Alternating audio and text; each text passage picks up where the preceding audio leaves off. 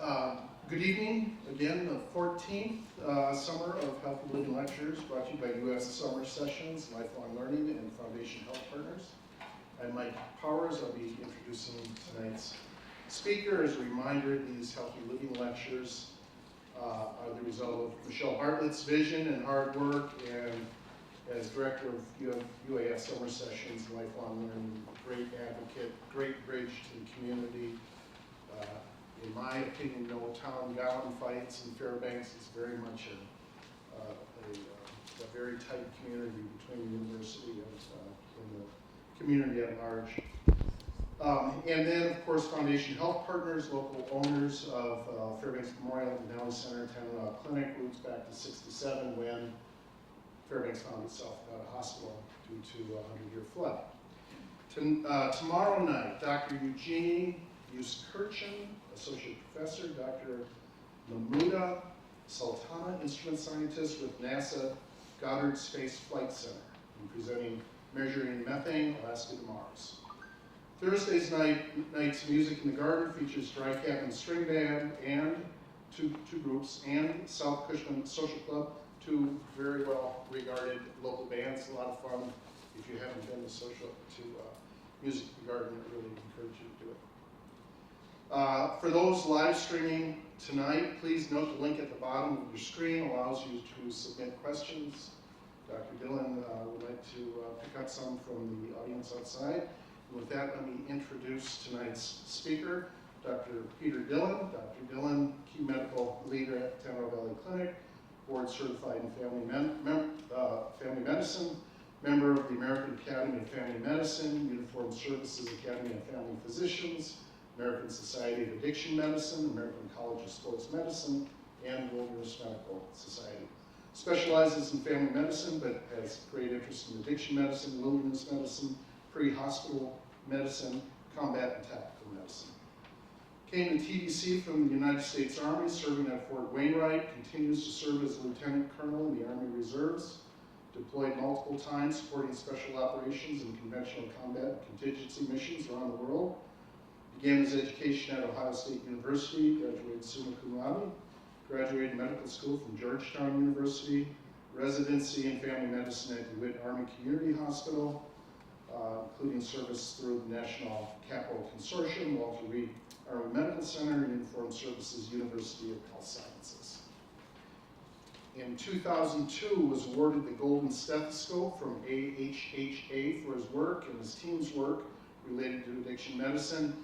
And in 2023, TDC received the Big Medicine Blanket Award from the City of Fairbanks for Dr. Dillon's leadership, exceptional service in opioid treatment and medical collaboration.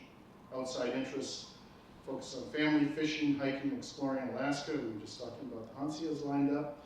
But tonight, Dr. Dillon will be presenting a medical perspective related to the use of alcohol in healthy living. So with that, please join me in welcoming Dr. Pete Dillon to this evening's Healthy Living. Thank you, Mark. I do have to correct you. It is the Ohio State University, not Ohio State. So, thank you. This is my third time getting to do this. I'm really excited. The first time I did it, we had to pre-record because it was the depths of COVID and isolation and things like that. Last one I did was a little less restricted, and now it's almost like I forgot what that was like. So this is a wonderful opportunity for us to get together. Also, this is a little more controversial topic than I usually talk about. Very few people argue with me that heroin and fentanyl are good or positive. Usually it's pretty universal. Those are bad.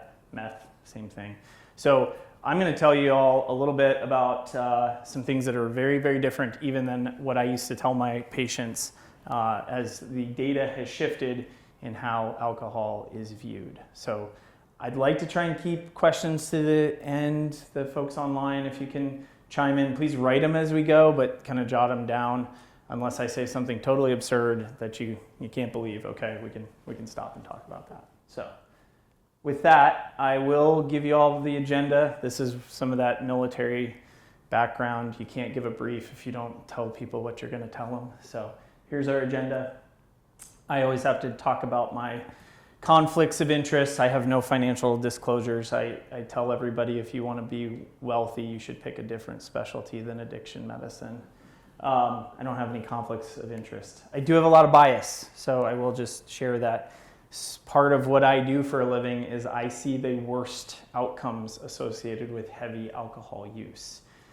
And so again, that creates bias. And I will tell you what I'm going to share with you is all of those effects that are really terrible that I take care of in the opportunity I get to serve in our addiction medicine practice in our hospital and in the clinic. What we're going to talk about is those same effects are happening even at small doses of alcohol, and that's where the data seems to have shifted over the last 10, 15-ish years, which kind of corresponds with my career in addiction medicine. So we'll share some of that, talk about it, but this is vastly different, and I will tell you who here, we'll do the show of hands for the people in the room, but who here thinks red wine is healthy, might actually keep you alive? Right? We've all heard that. I've said that, right? 1 to 2 drinks a day is probably safer than no drinks a day, maybe, right? Anyway, so again, this was data driven. There were studies that pointed to that.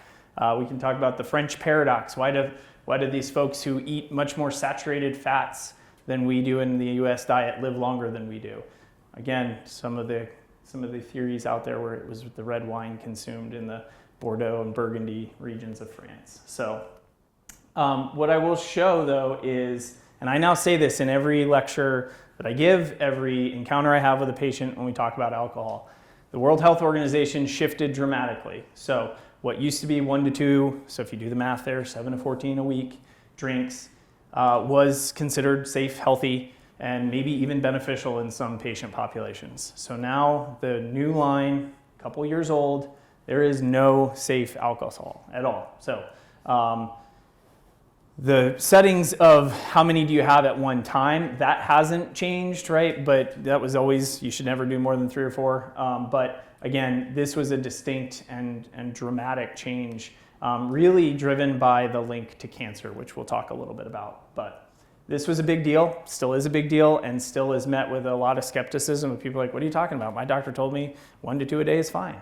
So as we think about it, this is a pretty unique curve. This is the culmination of a bunch of those studies that I was talking about that looked at, does alcohol actually help protect you, or does it have some impact on longevity? So I'm going to walk over here, right? This is what we call a J curve, right? It's kind of shaped like a J. And the idea here is that people who drink no drinks, this is their survivability. The people who have somewhere between 1 and 2, right? They're still mostly lower than the people who have 3, 4, and as it goes up. So turns out this was correlation, not causation. It's a big deal to study that in humans. It's actually really hard to link that. And what was actually probably happening is this curve actually looks more like this. All right, so we'll talk all about what that really meant. But one of the confounders here, so when you try and cause and correlate, the folks who studied this included non-drinkers who were already really, really sick, right? So if you already have hepatic failure because you've been a hepatitis C sufferer for so many years and so you don't drink, well, you're probably not going to survive as long as a person who has 1 to 2 drinks and has a healthy liver, for example. So again, the data sets that drove these studies were flawed. And then one of the most interesting, there's a bunch of different people and everybody thinks their reason why this was wrong is probably right, but the one that I find really fascinating that might actually explain that French paradox is not too many people have a drink by themselves. Anybody here met up for a drink? Hey, let's go to Hoodoo, right down the road. Let's meet up for a drink. And so a confounder on this is also what may actually explain the increased longevity is the relationships. So people who have involved caring relationships, whether that's a spouse, a friend group, spiritual group, whatever it is, people who are engaged in a caring relationship where they get together and they share stories and high fives and whatever else, those people live longer than people who don't have that. And so again, that's one that I think is really fascinating. And if you think about the comparison that was made to the French or to other blue zones. Anyone know, familiar with that? These folks who survive much longer than the rest of us because of where they live. A lot of that is that tight-knit community, those folks who have positive, healthy relationships in their lives. So again, I'm not suggesting that's right. Other people have, and I find that pretty fascinating. And it might just be the answer. I don't know. But what I can tell you, the very first journal club lecture I ever gave, 2007, oh, I advanced too fast. Can we go back one more? Is that me? Okay.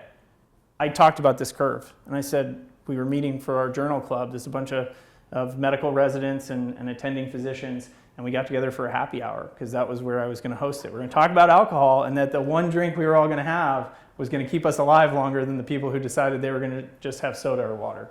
Again, we're probably wrong. So, like I said, this wasn't that long ago that this was touted, and I'm sure, as I suggested, I used to tell people, sure, 1 to 2 drinks a day, because the running joke always that I was told is, how much is too much to drink? And the answer was, well, as long as you drink less than your doctor, you're fine, right? That's always the answer. But turns out probably not, okay? All right, so here is why at the cellular level, and again, if I'm talking too much chemistry, everybody's eyes are going to glaze over. We can break it down very simply. But the ethanol, which then gets converted into acetaldehyde, are cytotoxic, right? They are mutagenic, which means they change DNA at the cellular level. They are carcinogenic, meaning they can cause cancer, and they're directly cytotoxic, meaning they kill cells. Who has used an alcohol-based hand sanitizer, cleaner? When we work in a lab, what do? We coat all our instruments in alcohol and we set them on fire, right? So we sanitize with alcohol. The same thing can happen at your cellular level, whether that's the cells that line your oropharynx, your lips and tongue, cells inside your stomach and GI tract, those healthy gut bacteria that line those same places. So again, those are directly cytotoxic. They are killing cells. The acetate, this is another component. Acetate is another offshoot. So after you create acetaldehyde, acetate can be used for energy in the Krebs and ATP cycle. So this is where alcohol's empty calories come from. They're not really calories, but they are kind of calories. So again, we're not going to get too far into the weeds on that. But at 7 kilocalories per gram, this is why people who increasingly take more and more alcohol can increase the number of calories or the weight they gain and things along those lines. The other process, as you can kind of see as we work through this series of chemical reactions that create the metabolism of alcohol, every step of the way increases the inflammatory response. So again, whether that's at the oropharynx, right when you ingest it, all the way through. And again, the more you drink, anybody here in the room had a hangover before, right? So this is the reason why people don't feel good if they take in too much alcohol. I'm not going to spend a ton of time. There are people who don't tolerate any alcohol. That can manifest in lots of different ways. But again, we're talking about the majority of folks who can metabolize some alcohol on the order of 10-ish grams of ethanol per hour, plus or minus. And so again, this is the way and why that J curve is probably not correct. Okay.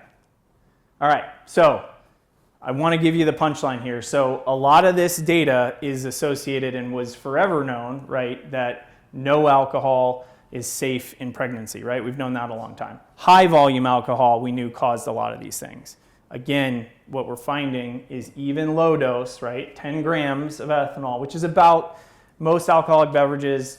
Again, as long as you're not buying, I don't know, who goes to the airport, right? You want the small one or the big one, right? But a standard 12-ounce beer, 5-ounce pour of wine, 1.5 ounces of 80 proof spirit, liquor, whatever, should contain somewhere between 9 to 12 grams of ethanol. Again, all of those create, in a dose response curve, some level of inflammation and then the cascade of all of these different negative effects. Again, that is not also accounting for the association in increased traumatic injuries with intoxicated people, so drownings, motor vehicle collisions, just about everything that comes through an emergency department. I've worked in ERs, right, as the sun sets. Doesn't apply in summer in Alaska, I get it, but as the sun sets in the lower 48, right, and the alcoholic beverages are consumed and again, that dose response curve, so do the traumatic type injuries that walk through the door, or more often are wheeled through the door with the help of the paramedic pre-hospital folks. So another fascinating thing that folks who complete a suicide more often are consuming alcohol. So again, that's probably not a correlation. They're probably on some level. It's very difficult to study those cases because the people are dead afterwards, right? So it's challenging, but there is a very strong association with intoxication and completed suicide. And then certainly, anybody look at the News Miners public safety report, right? How many of those stories start with ingested, intoxicated, drinking alcohol, smoking methamphetamine, whatever it is, right? So again, there is a strong correlation. And again, some of that we can talk a little bit. I don't have a ton of slides on the lowering of inhibitions that are specific to certain zones inside our brain, but some level of that is probably causation and not just correlation. All right, so I mentioned the carcinogenic effect of ethanol or alcoholic beverages. There are multiple things in there. Again, this is where we start to see a couple of key factors that are shifting. So the word chronic means that you do this regularly, right? So depending on which textbook you read, chronic can mean for 6 weeks, chronic can mean longer than that. The reality is somebody who has a drink, maybe let's say quarterly, probably doesn't fit into this category. We don't know, no one's ever really studied that group. But if you are drinking what used to be considered the healthy amounts of alcohol, no more than 2 or 1 to 2 a day, 14 a week, no more than 3 to 4 in one setting. Again, this is a long list of things. I've highlighted a few that have come up both in things that have kind of splashed across headlines, usually in the lay press. I don't know, I get the Wall Street Journal, right? So some of these things will splash, and a couple of these articles I linked are in the Wall Street Journal. Or patients have asked me, right? I saw this thing, it was on NPR, what do I do about it, right? Does that mean I need to stop drinking? So again, these are some of the conversations that I have with folks. So we're gonna talk a little bit more about each of these as we kind of walk through. But again, this article, as you can see, publication date is 2016. We're starting to see more and more of those studies start to accelerate in both the volume and frequency of negative effects tied to alcohol consumption, starting, like I said, about the middle of 2010s and certainly through the last few years, those have been increasing. All right, so we're gonna talk about cancer. That's the biggest reason the World Health Organization came out with their new stance. And again, if you look at this, this is a publication from Australia as far as where the alcohol consumption has been directly linked. We do believe in a dose response. This isn't correlation, probably causation. Biggest one being some breast cancer increase up to, depending on the susceptibility of the individual, maybe 10% as much. Again, pretty high. And then what are the regulatory effects of this? So Alaska has a bill in front of the House that is contemplating should we have a cancer warning associated with sales of alcohol similar to what is on tobacco products. So again, not sure where that'll go. The EU has been back and forth, but Ireland has adopted it. So I'm not sure exactly when that goes live, but sales of alcohol will contain a carcinogenic or cancer warning. Anybody ever seen cigarette packs in Europe? Like they're very graphic, right? Terrible pictures of lungs that have lots of disease or lung cancer in them. I don't know if it'll go quite that far, but again, that definitely seems to be a piece of it. And then one other thing I always talk about when I discuss alcohol is all of the risks of cancer. The biggest risk probably being oropharyngeal, so esophageal cancer, lip and throat cancer. If the person uses both tobacco and alcohol, specifically simultaneously, that's sort of this two-hit theory. So anytime there's something physiologically where you hit it twice, usually that's a bad outcome. And again, this is no different. So people who smoke and drink simultaneously seemingly have a much higher rates. And again, sometimes as high as double up to 5 times the rates of folks who use either substance independently. So again, pretty strong data set. That last part about the alcohol and tobacco together isn't new, But again, where the focus on the data has been in the shift that more and more of that cancer is in fact directly related. And that the reason I put at least is probably we haven't studied the other 25 cancers yet, but my guess is none of them are going to come back and say, alcohol actually makes you get cancer less. I'm pretty confident that that's where that data set will live. All right. And again, as I mentioned, World Health Organization prior to this shift came out and said that their analysis across the planet is that alcohol is the second reason that the majority of people get cancer. That doesn't mean that if you will get cancer without drinking, some people will get cancer whether they drink at all or not. But from a modifiable risk factor, this is stuff you can control. You can't control how old you are. You can't control who your parents were. Again, things that you can control, this is the second leading reason that people develop cancer that they can control. All right, so as I mentioned, alcohol is directly carcinogenic, the ethanol itself, and all those metabolites that we talked about. Again, I think I already mentioned we're talking about maybe putting those cancer warning labels on sales. And here's the headline of that from the Beacon. But again, want to emphasize that the cancer risk seems to be cumulative. So people who drink heavily and then stop are still at some level of increased risk. So it is cumulative, it's lifelong. And the other piece I really want to emphasize, because again, how many people are like, oh yeah, red wine's good for me?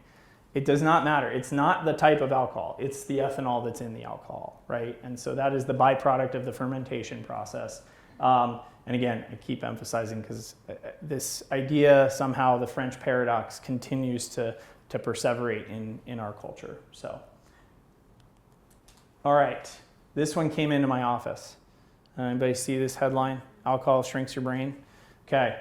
So even low dose, right? So it's very well known. People have heard me talk and lecture before. I love part of what resonates with me as an addiction doctor. I go back to my DARE program, the 80s, Nancy Reagan, no, don't do drugs, but that fried egg, right? This is your brain on drugs. So again, this always comes back to that for me, and that's part of why I probably gravitated towards this particular patient who asked me this question.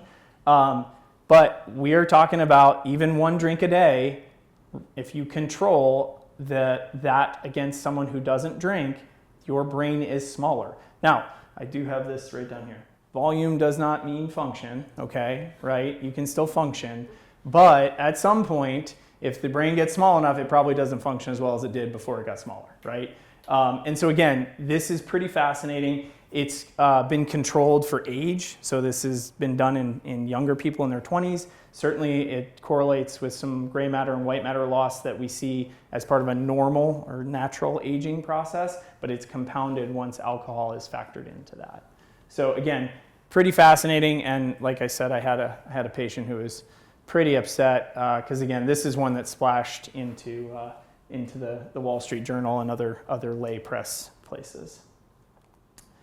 So again, what I wanted to show is we've known about as healthcare professionals, as addiction professionals, there's been a big push over the last 5 to 10 years in functional MRI and looking at brain structure and where things work in different areas of the brain. This is pretty fascinating in that we're not only seeing functional changes, but both at the cellular level, microstructure, and then the big structures, the macro level. Again, it doesn't take a ton of medical training to look at that CT of that person's brain, which would be on your left, right, as normal, and someone who is using heavy amounts of alcohol, those just look different, right?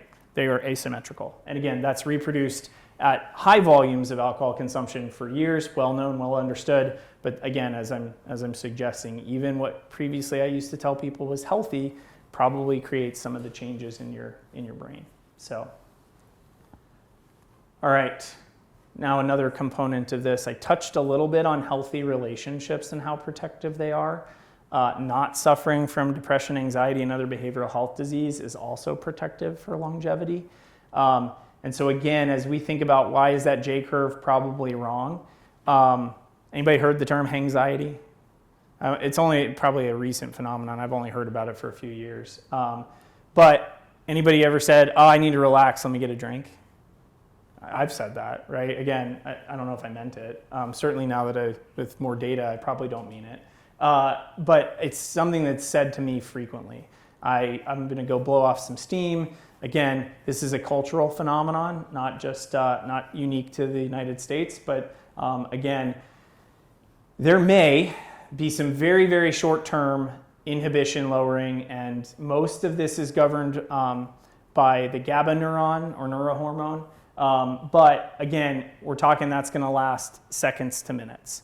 Very shortly after that, so minutes to hours, as that metabolic process, as that ethanol is converted to acetaldehyde and those additional impacts start to happen on those neurotransmitters, it actually increases the risk of depression, anxiety, again, and the symptoms of it. And then we also start to see that happen in real time, and people crave the next drink because you want to go back to that feeling that you had for those minutes or those seconds right away. So as soon as that starts to wear off, that's why somebody's like, oh, I'll have another one, right? But you never quite get up there. And then once you have that cumulative dose, that's when things like the hangover and the other ill effects start to happen. This can linger. So again, where this becomes different is the person who may only have those 1 or 2 drinks on a Friday, let's say they don't drink any of the other 6 days of the week, the effects have been found to linger in certain studies in certain groups, particularly people who are already susceptible to behavioral health or anxiety, depression type symptoms. Those linger and again can be cumulative. So alcohol is a depressant, right? It is categorized as a central nervous system depressant. And again, this is where that hangxiety. So you may not actually feel ill like a true hangover, but that hangxiety, which again, I wasn't terribly familiar with the term up until a couple years ago. Again, I go back, I'm not suggesting chicken, egg cause correlation, right? And it's not one thing. So please, I'm not a neuroscientist. I don't pretend to understand the inner workings of the human mind. However, this is what the best science is, that this GABA pathway, which is a inhibitory pathway. So what alcohol actually does, it binds to those receptors, okay? And then it simultaneously decreases the production of that. And then by default, it's increasing that impact of anxiety and those depressive symptoms. So again, were you depressed and you drank, which made you worse, or did you drink and it made your depression worse? Nobody knows the answer to that, but the bottom line, and this is the language I now use when I talk to my patients, because a lot of people come in and they are taking a medication to help mitigate their depression, right? So if you're taking a selective serotonin reuptake inhibitor, SSRI, for example, my advice to those patients, if you are struggling with your behavioral health disease to the point where you're willing to take a daily medication and any of the side effects that go with it, there probably isn't a lot of benefit, and you're probably doing more harm than good if you're drinking alcohol alongside that. So again, that's the language, that's the way I've shifted it. So if you've maximized everything else you know how to do, you're talking to a counselor, you're practicing meditation, mindfulness, exercise, all these other things that we have demonstrated to be effective tools to help mitigate behavioral health disease, and then you are still taking a medication, alcohol probably is not a good mix. So that's the language I now use when I counsel patients about alcohol as it pertains to folks who suffer from behavioral health disease. Again, what we get back to is there isn't an outcome that gets better with ethanol. So again, I just would mirror that. Again, you can split hairs and say, well, that's what my friends do. So effectively, if I don't drink, then I lose those healthy relationships. My argument to that is those probably aren't the most healthy relationships to begin with if the only thing you guys have in common is alcohol. But again, like I said, that's kind of very nuanced, a little difficult to tease out in an evidence-based study. So, all right, this is the one that I first really learned about as far as something I now spend a ton of time talking to my patients as they are going through early sobriety. So I will oftentimes be talking to somebody who's been drinking heavily for decades, and they will get to a place where one of the first things they talk about as they begin that detox, that early weeks to months of no longer using alcohol, is they constantly, you gotta do something for my sleep, you gotta do something for my sleep. And what I explain to them, as best I know how, is that alcohol directly inhibits the progression of our what's called sleep architecture, right? So you close your eyes and then you wake up in the morning, okay? That's not what's happening. Your brain is going through multiple different stages, and what alcohol inhibits in its multiple ways, again, there's not one single pathway. I don't pretend this is the thing, right? The pathways are the metabolic changes. So your heart rate goes up as you metabolize more alcohol. That prevents deep sleep. Your blood pressure goes up. Your neurohormones like melatonin. Anybody ever taken a melatonin supplement? Well, alcohol directly impacts that pathway. And you actually stop people from entering into REM sleep or deep restorative sleep. And so what I always tell patients is, especially those folks who've been drinking for years, decades, I say, yeah, your eyes have been closed when you've laid down at night, but you haven't actually gotten a normal circadian rhythm driven sleep in those same decades. And I tell them, there's no science of like, oh, for every year you drank, it'll be a week of bad sleep. I tell them it's not going to go away fast. And unfortunately, there's not a lot of medicines that have been proven to work. There are a few out there. I generally tell people that the best evidence has been shown to say you got to do 30 to 60 minutes of exercise a day. And again, it's easy to say, harder to do, especially with people busy. But again, that's what has been demonstrated. So anybody ever say or heard somebody say, alcohol helps me fall asleep? Right? I heard my patients say that to me. Again, I've heard people say that. And like I said, you get sedated, your eyes are closed, you are not actually sleeping, right? Not in this restorative way that really is helpful. And we're going to talk a little bit in a few more slides about how immune function is suppressed with alcohol use. This may have something to do with it. So again, all of these things that we're talking about are probably interrelated. Like I said, there isn't one thing that does this. But as I mentioned, lots of impacts. Again, this little cartoon over here talks about these. What's really remarkable is what the volume and dose is with those impacts. And so this actually comes from the American Sleep Medicine College or Academy. And again, looking at even just that one alcoholic beverage is showing impact to sleep. Now, back to, I don't think we actually talked about how long it takes somebody to metabolize alcohol. But again, 10 grams an hour-ish. But the closer you ingest alcohol to your sleep, the bigger that impact.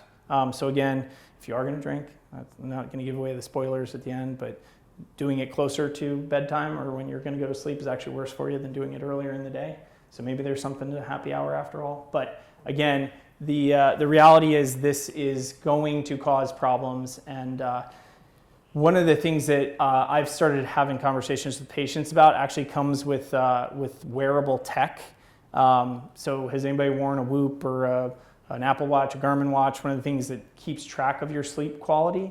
And I've had patients come in and are like, yeah, I get my sleep score. If I don't drink, my heart rate's lower, my sleep score is better.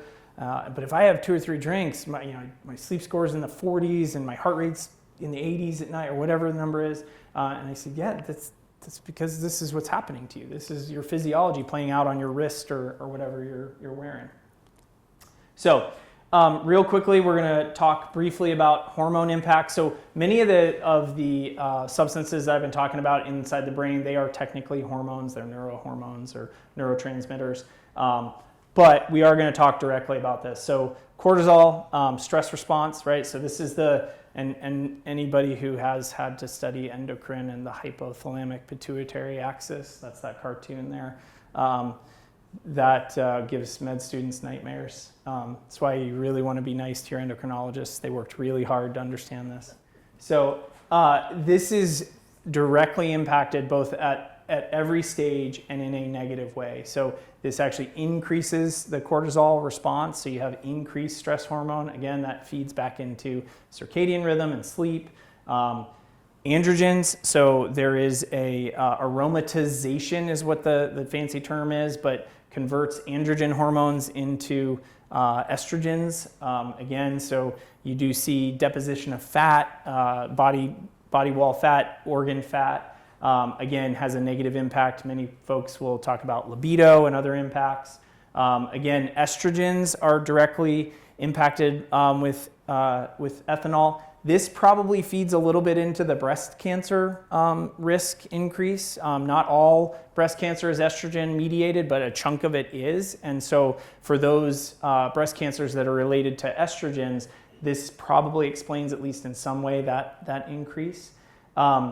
Certainly big impacts into insulin and glucagon. So the way that I think about this is, why is the Taco Bell drive-through packed at 3 a.m., right? So that inhibition at the hormone level of, do I want to go eat Taco Bell at 3 a.m. when most people who would otherwise not eat Taco Bell, if it weren't for the 4 beers or 8 beers they had consumed over the course of the evening.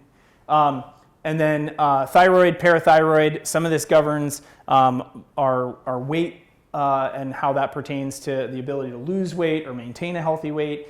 And then the parathyroid hormone is pretty interesting. And again, maybe points to some increasingly worse outcomes for women versus men. Again, we talked a little bit about the breast cancer link, but also bone density is inhibited through the parathyroid hormone pathway. And so again, increase in fractures. And then specifically, if someone is healing for a fracture, increased alcohol intake will actually blunt and stunt and delay healing of fractures. So again, lots of negative impacts, right? And again, what I want to emphasize, we're not talking about the person who's running through a 24-pack of beer over the weekend. This is 1 to 2 drinks a day, what had previously been considered healthy. All right, so this is where I get a little bit outside my comfort zone, because this is not something that was really thought of or considered during my early education in medicine, but the importance of the healthy bacteria that make up our body. So again, specifically our gut hormones, and I give lots of people probiotics. I tell them to go get the active culture yogurts or the kefir or whatever they like to do, the fermented cabbage, depending on which culture you prefer, kimchi, sauerkrauts, right? That's always been in response to when I give somebody an antibiotic to treat an infection. But there does seem to be some impacts to our mood that may be tied to our gut, our ability to regulate other hormones. And again, pretty fascinating stuff. These aren't our cells, right? These are cells that live inside of us, right? So again, I'm not going to dive too far into that. That's certainly well outside my area of expertise. But as we talked about, right, alcohol is an antiseptic, right? Why do I use the alcohol wipe on the surface? I do that because I want to get rid of bacteria. Well, the same thing is happening inside your gut. And again, where this becomes really important is that we'll talk a little bit next couple slides on the immune function, but a big chunk of our body's ability to not have other infections is the good bacteria that live on and around us, okay? Where that becomes really important is, this hasn't been terribly reproduced. It's difficult to study this thing I'm about to say, but it seems that our bad bacteria can survive alcohol more readily than the good bacteria. So not only are you killing the good, you may actually be selecting for more bad bacteria, which may translate into more infections or worse infections. I know that's kind of a little bit fringy. I'm still kind of wrestling with my own understanding, but again, the data does seem to be pointing towards the folks who have a good and healthy, non-compromised gut flora and healthy normal flora on their body do better in most outcomes than people who have a compromise in that situation. All right. Again, back to chronic versus acute impairment. So again, acute intoxication comes with a risk of infection, but again, we're talking about chronic lower dosing does seem to increase the risk of infection. So for all of the things that we've been talking about, again, I talked a little bit about the killing of the good bacteria. One thing we didn't really discuss is it actually, in that inflammatory response to your gut, it actually causes the cells of your stomach, your small intestine, your large intestine to become leaky or a little more permeable. And so what that means is those bad and harmful bacteria have an easier time invading through what would normally be a healthy mucosal lining. So again, worse bacteria get in more often at a higher dose. So twofold, probably more infections, and the infections are probably worse. So that's the again, big picture of small dose can cause big impact.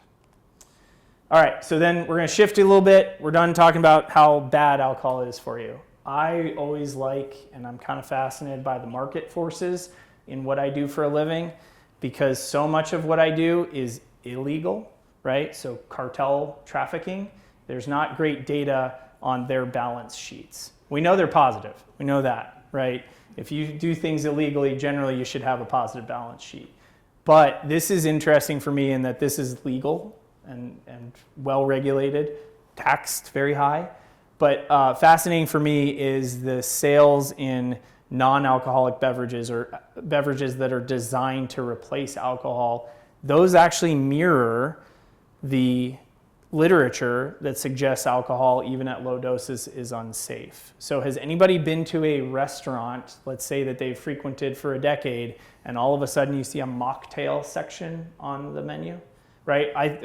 What's a mocktail? Well, mocktail is all the things that a mixologist or a bartender would do, just minus the alcohol. And so that can be done with alcohol-free spirits or with no alcohol or no spirits at all. And again, this has been driven by some social media trends, dry January, sober-tober, sober curious. These are things that people are doing, they're talking about, they're tweeting, they're putting on TikTok.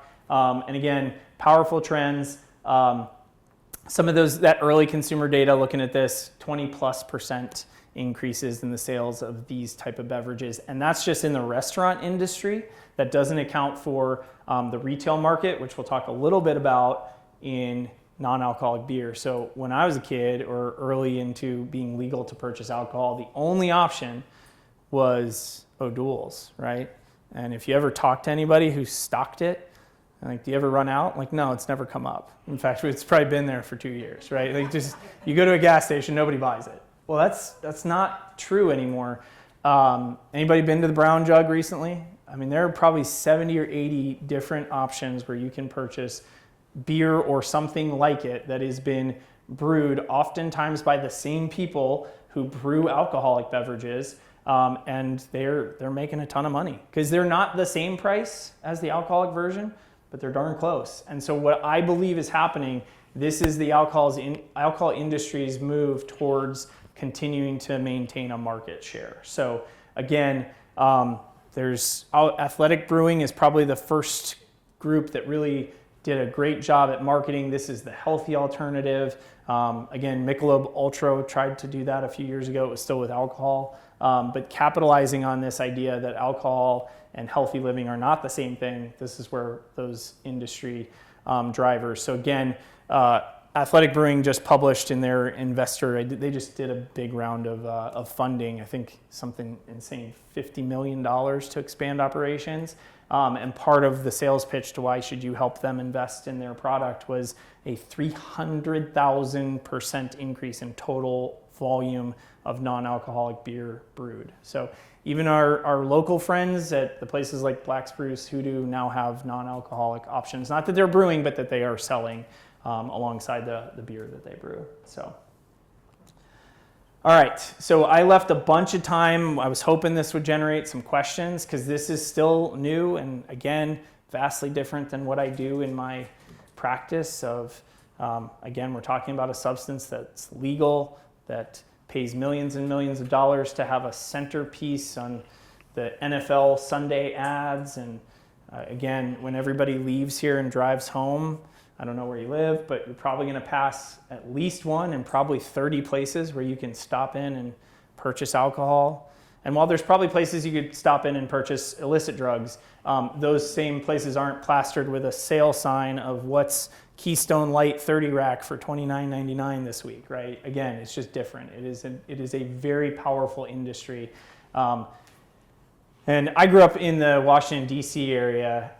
One of my very, very first jobs that didn't involve shoveling snow or mulch or dirt was working for the distilled spirits lobby, stuffing envelopes to mail out to people talking about how important the agenda for the distilled spirits lobbyists were. So this is big business, it's big money. And again, I'm not sure how much that will counter the science, but here are the things I would like you guys to take away based on what I've spent some time talking about. That there is no health outcome, at least that we've talked about, and certainly there may be some data that comes out probably in a very small subset of the population, but no health outcome gets better with alcohol. So again, the good old days of red wine is healthy, those have come and gone. Alcohol makes health outcomes worse. Hard stop. Okay. And again, not the volume, right? Not the type of alcohol, any alcohol, right? So one drink on a chronic basis. So that's what we're talking about. 7 drinks a week, and probably associated with not 7 at once. This is probably spread out over the other 6 days of the week. Because my guess is the 7 at once probably is worse than 1 every day. But again, we're talking about 2 bad things. So then the question comes in, well, how bad is it? And I can't answer that. We're going to talk about it. I'm sure somebody's going to ask me that question. But what I would say is, if you are going to drink, less is better than more, and further away from your bedtime is probably better than closer to your bedtime. So those are the conclusions, and that's the way I now talk about this.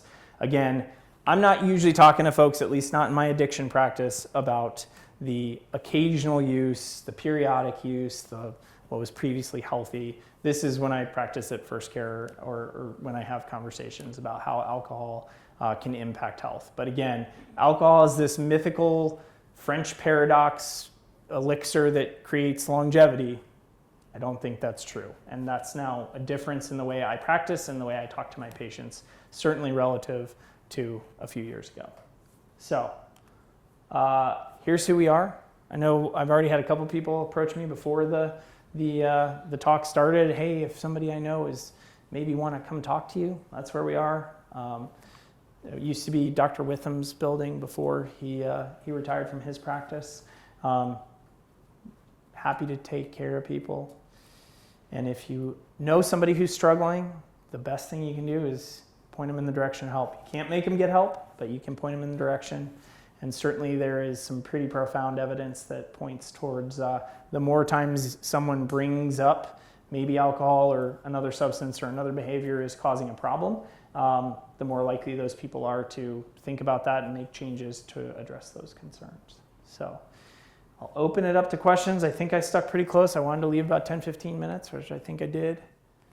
Yeah, these are my sources. I got more. These are just the ones before I filled up the first page. And again, questions? Yes? I'm sure you touched on it. I know you touched on it, but what about arthritis and I think? Yeah, so that's a great one. That data is a few years old, and it's specific to rheumatoid arthritis.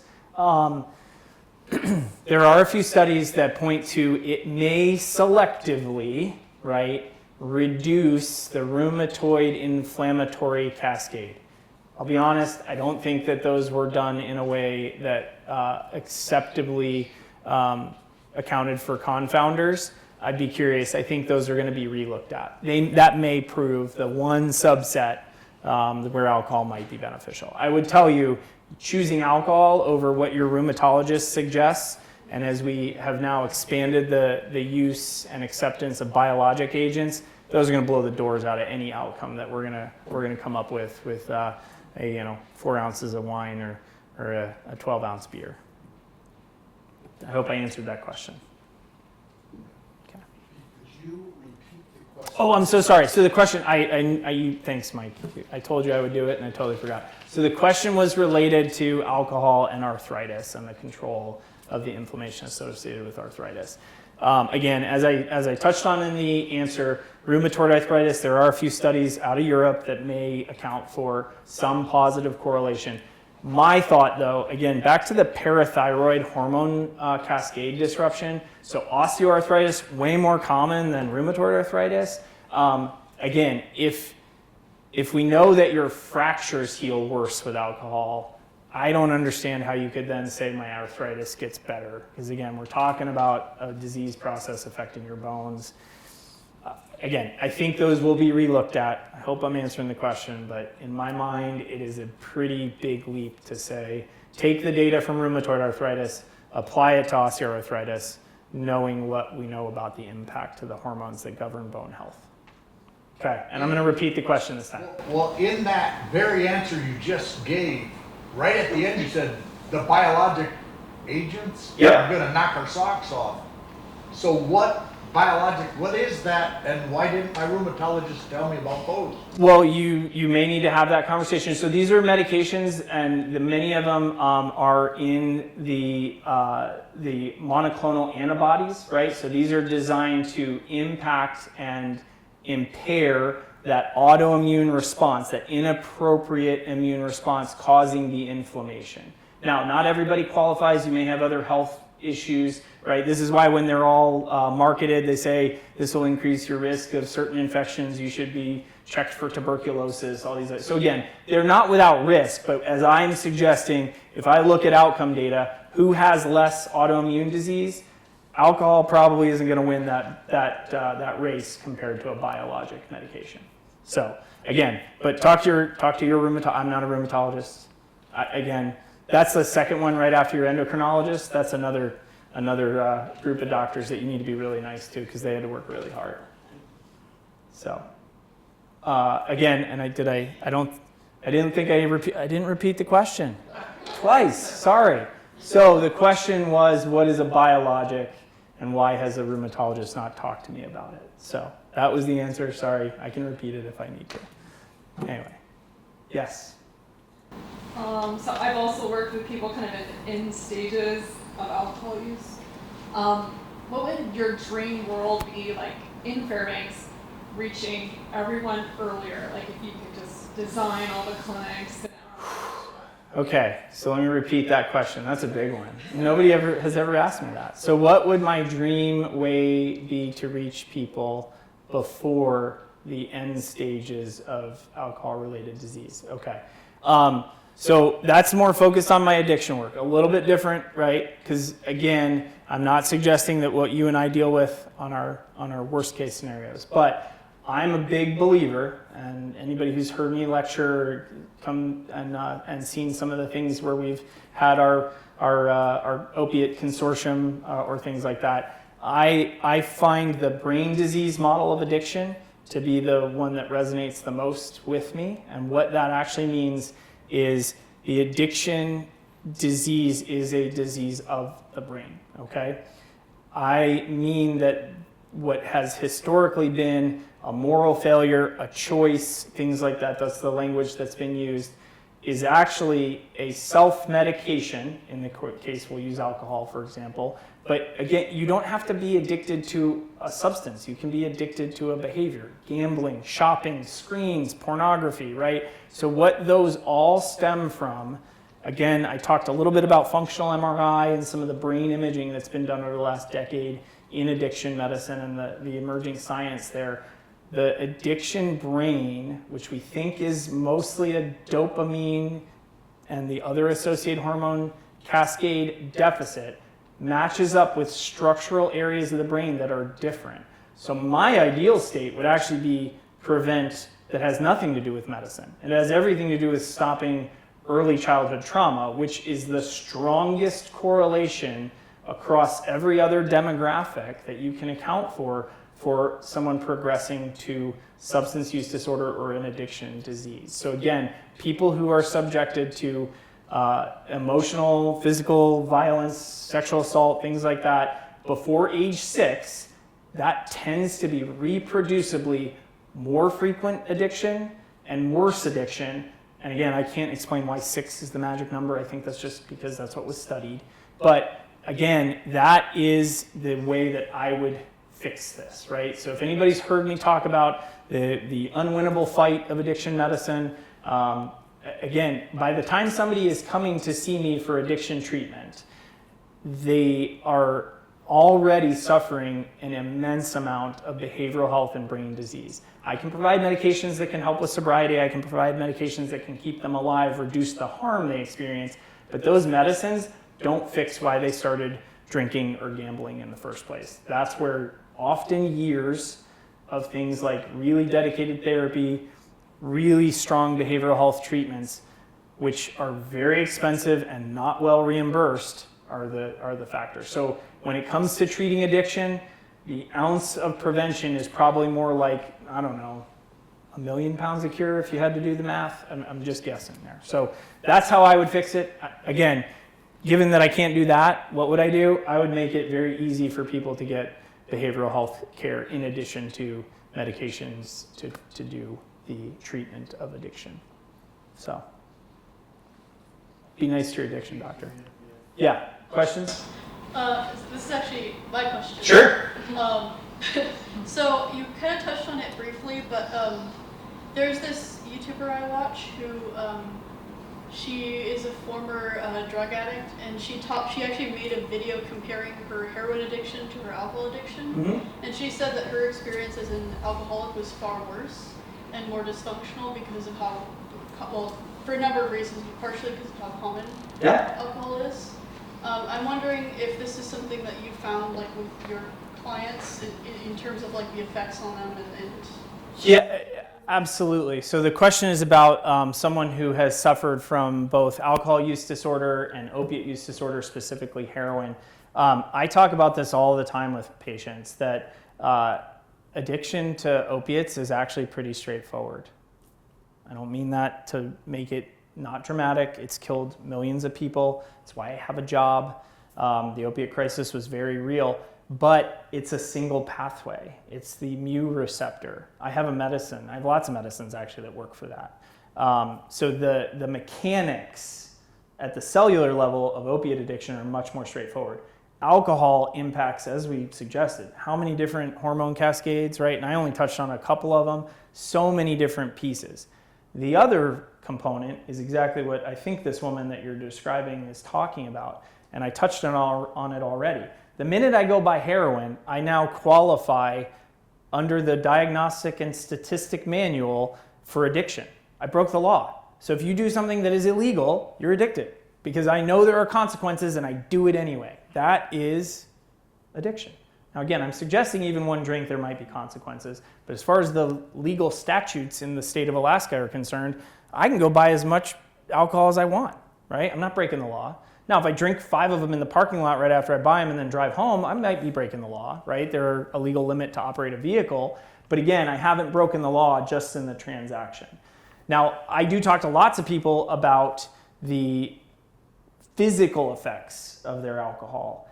The thing that is strikingly different is single use of opiates can be lethal. Rarely is the single use of alcohol lethal, right? Generally, for people who suffer from addiction to these substances, alcohol, and again, I'll just kind of give the once over. When I talk to my patients who don't think they're addicted to something, right? This is a term that gets thrown out there, functional alcoholic, right? So I always tell folks one of a few things usually is the reason they come see me. So either their health fails, and in alcohol that takes a long time. Again, 1 to 2 drinks a day, even 4 drinks a day, to cause someone to have fulminant hepatic failure. Their liver stops working, which is a common reason that folks who suffer from alcohol use disorder die. That's a decades-long process for most people. There are a few hemochromatosis, there's a few subcategories of really at-risk people who should not touch alcohol at all, co-infected with hepatitis C, other things like that. But for most people who have a healthy liver, it takes you a really long time to torch that thing. Again, decades for most patients. That's not the case for heroin. So the other thing that'll fail is their relationships. The number of folks, my spouse is going to leave me if I don't get help. That's a common thing that I hear. So if the substance is impacting your relationships, that's a driver. Legal, right? So I got my 3rd DUI. I don't get to drive anymore, so they told me I had to come see you. I've had somebody say that to me today, right? Again, great. I'm glad you're here. Back to your question, I would have loved to have seen you, I don't know, two DUIs ago. The reality is the legal constraints are a driver for some people to get help. And then probably one that I think, I don't know, they're linked. None of these are independent, but also employment, right? So I lost my job because of fill in the blank, drinking, alcohol use, heroin use, whatever. So those are usually the 4 drivers that I see in various stages. So again, that is what will drive people to come talk to me. As far as the physical effects though, opiates are terrible to stop using physically, but they actually don't kill you, right? You want to die. You feel like you want to die, but you aren't going to die unless you have some very, very rare cardiac conditions or have other things that could be contributing. Alcohol withdrawal can kill you. It is very, very dangerous for somebody to just stop alcohol use. We do medically certified detoxification. Again, the seizure threshold is lowered. These folks will go into a seizure and die. So again, while they are different, and I don't know if that's what this woman was discussing, but again, the risk of alcohol cessation from a lethal standpoint, right? So opiates kill you when you use them, alcohol kills you when you stop using it. So again, I hope I'm answering the question, talking about a few different things. Okay. Quick question. Had a conversation with a nephew this past weekend, and he said that he heard this information that the younger generation, millennials, drink less than the older generations. Is that something that you've heard of? Yeah, so there is some, so the question is, do millennials and younger generations drink less? There is some data to suggest that. It's pretty hard to study them because they're so young. We haven't quite finalized it. I think it'll be interesting to see what that data rolls out to once those millennials, Gen Zs, whatever, tweeners, once they're in their 20s and 30s and are more likely to be enrolled in more studies. I think it'll be interesting. But I don't think that it's accidental that is coincides with the sale of mocktails. I don't think that is accidental that it coincides with again, some of it may just be the social constraints, right? Back to the confounder of people get together to have alcohol. Many millennials don't get together. They're hanging out on Zoom. They're texting each other. So I don't know. There's a lot of confounders there that need to be accounted for. But I like the reason I talked about sales of alcohol or non-alcoholic beverages is, again, the market force is suggesting that what you're finding is true, that people are buying less alcohol. So to stay relevant, to be able to afford a 18-year-old stuffing envelopes for your spirits lobby and pay his salary, you need to continue to sell these things, right? And so again, I think it's probably true. I think it's a little early to say definitively. That was the other part of the conversation, was that everybody's on their phones, computers. They're not going out socially as much as the other generation. Again, it'd be very interesting to see how that all shakes out. And how does cannabis fit into this? Well, that's always a great question. Because maybe they're not using alcohol because they're using cannabis. Yep. And there's a whole host of not just cannabis, there's microdosing, hallucinogens. So again, the question was, how does cannabis fit into the equation? I really, really struggle to answer that because there is so little data around THC. There's almost no data. It was illegal to study it, federal law, right? So I'm talking way out of turn. I think it probably is safer, maybe, I don't know. Again, I've said this before actually in this room. I've never read one of those public safety reports that says the assailant was smoking marijuana nonstop for the last 6 hours before they were accused of committing whatever crime. I'm not making excuses, and I think THC is not a benign substance, particularly when it comes to developing brains, and certainly there is risk with using it.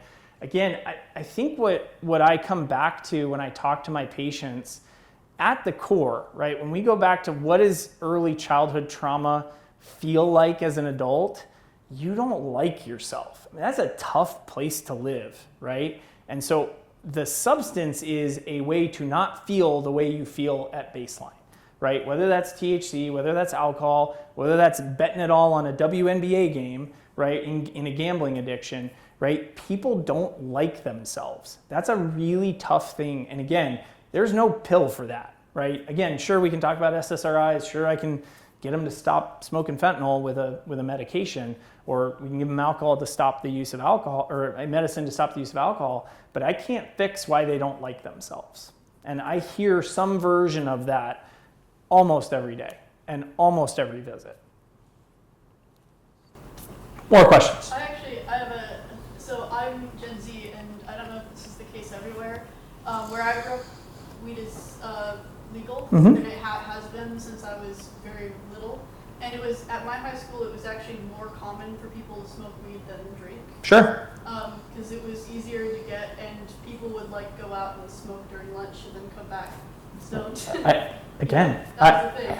I imagine, again, that while that study hasn't really been done to characterize that, and I think some of that is we're still talking about, a substance that is state legal in certain areas, but is still federally, and again, federal funding drives the majority of research, right? So if it's illegal federally, it's real darn hard to submit your grant proposal to say, you guys should give me $1 million to study that very question.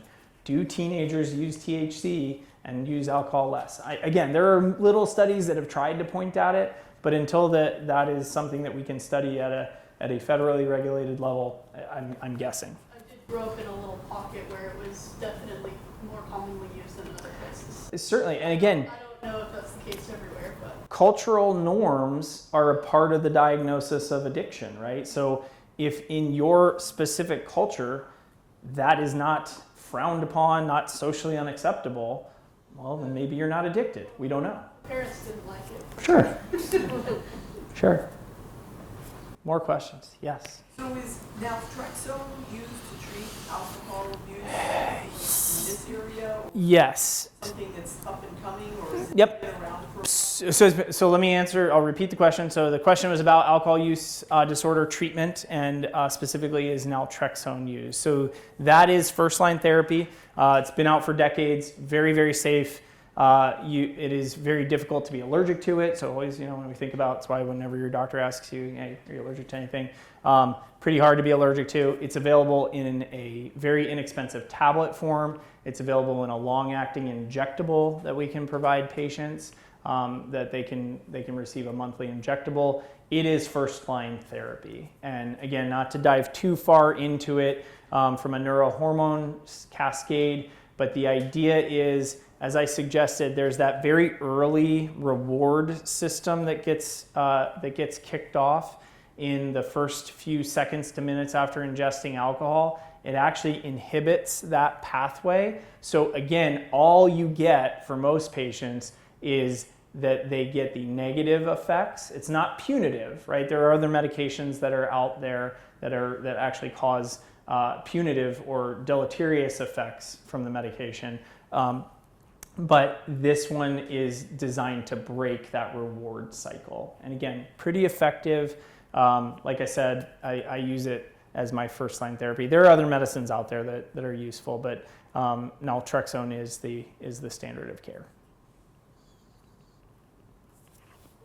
Yes? Talking about some data sets, and I wonder, if there's some common normalization techniques that you could speak to, because obviously, if the studies performed based on a group of people, and all of them are different, some have, genetic, whatever, and some have things that they encountered, diseases or whatnot during the course of life. So the data, while alcohol may affect one person in this way, the other person and the other one, part of this may be due to their, genetic predisposition or. Sure. So let me make sure I understand the question. The data normalization that I talked about. So I think that's partially to be accounted for. So the question is, did the data normalization impact those conclusions? Is that a better way that I can? Yes, more or less, and if you know some of the techniques of the data normalization they use. Yeah, so let me answer it directly. I don't know all of it, right? Again, you try and account for as many confounders as possible. What is difficult in any conclusion surrounding longevity is exactly what you're describing. Someone who does everything right, and this is often a counter when I say, well, there's probably no such thing as safe alcohol. Well, my grandma's 98 and smokes and drinks.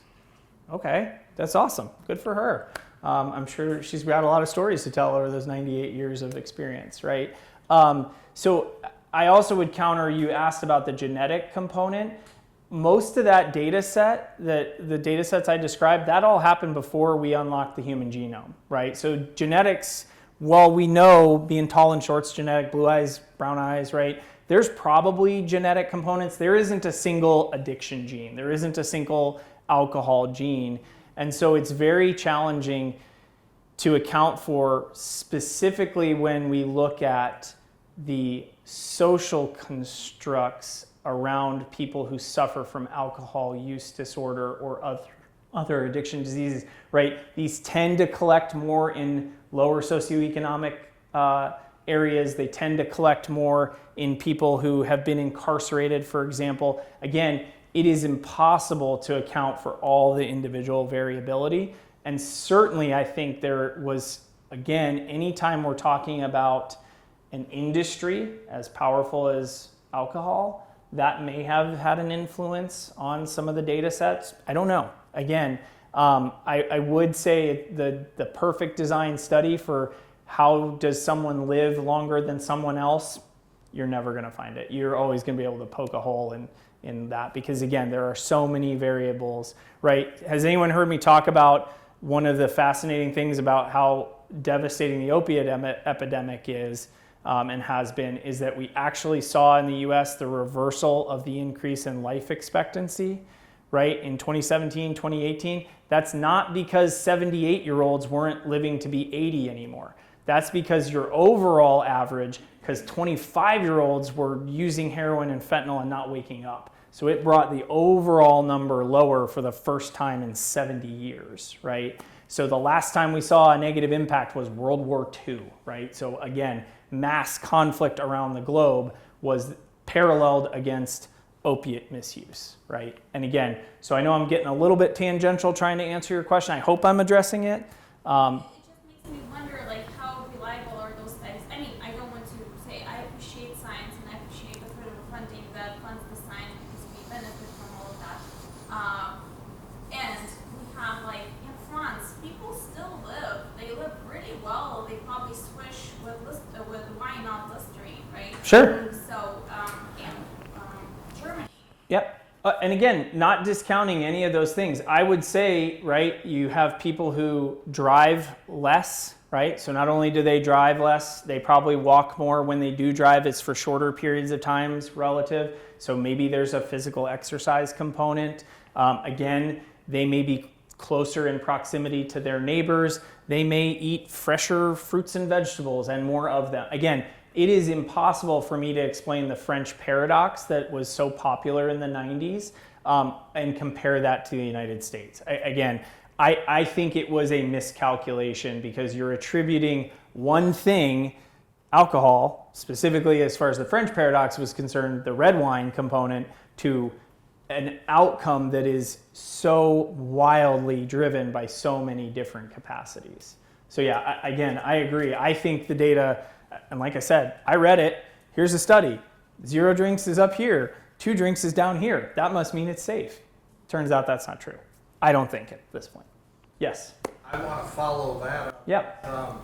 You helping me understand the vertical axis of the J curve, because the J curve is as close as we're going to come to quantifying the risk. So, but I don't know what the vertical axis says. There's no label on it. Oh, I apologize. So the vertical axis was risk of overall mortality, right? So again, as you looked at it, you're at a baseline, I don't drink. I drink, my overall mortality drops as I get to that 1 drink. And as I go from 1 to 3, it slowly increases in effectively a dose response curve. But be careful of the details, because for women there was a different curve. Absolutely. Again, this is fascinating. And like I said, whether I can account for that because men get about 99% less breast cancer than women, maybe that's it. Again, there's a dozen different ways that I could slice this. My point to having this robust dialogue is this is different than what I used to say. Right? I used to say alcohol is probably healthy at small doses. Probably not, right? Again, I don't think the data was done well on the front end. I think for lots of reasons, whether it's accounting for physical activity, being friendly with your neighbors, whatever the number of reasons is. Again, I'm having a hard time coming up with a reason why alcohol would improve someone's health. Out of respect for time, Yep. if I could ask if there's other questions, maybe to meet with Dr. Dillon right after this. There's a survey on the back table if you pick it up for speakers or topics you'd like addressed. But most of all, I want to say after a long day in the clinic, I'm always impressed that someone like Dr. Pete Dillon comes and shares his expertise tonight. So thank you very much. Yeah, thanks everybody for having me. And thanks to everybody online. Sorry we didn't get to online questions, but thank you.